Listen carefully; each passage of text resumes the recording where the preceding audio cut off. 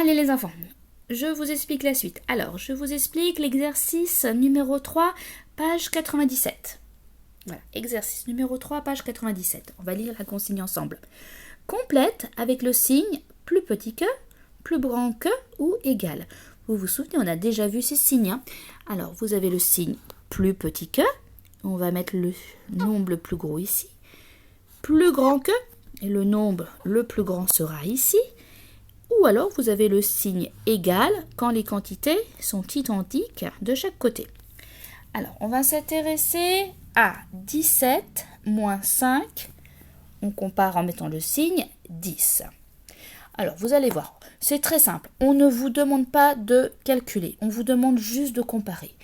Très simplement. 17, vous êtes d'accord que c'est 10 et que c'est 7. À votre avis, dans 7, est-ce que vous avez suffisamment d'unités pour enlever 5? Bien oui. Et regardez, hop, j'ai pris mes petits bâtons de glace. Alors, je ne veux pas que les dizaines soient détachées. Une dizaine, c'est 10, donc vous devez avoir un élastique autour. Si vos élastiques sont cassés, vous mettez un fil. Mais en tout cas, je ne veux pas que vous les comptiez. 17, c'est 10 et 7. Vous voyez, est-ce que vous avez la place dans ces 17 d'enlever 5? Bien oui, vous pouvez les enlever et vous voyez qu'il en reste. Donc, le résultat va être plus grand que 10. Puisque quand on a enlevé les 5 unités, eh bien il en reste encore. Si je vous donne un autre exemple.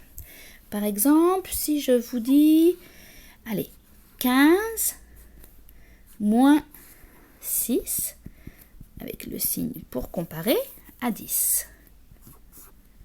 Les enfants, je m'intéresse uniquement aux unités pour l'instant. Donc, je vais regarder 5. Est-ce que dans 5, je peux enlever 6? Autrement dit, vous avez 15. 15, c'est 10 et 5. Est-ce que vous pouvez enlever 6 là-dedans? Est-ce que c'est possible?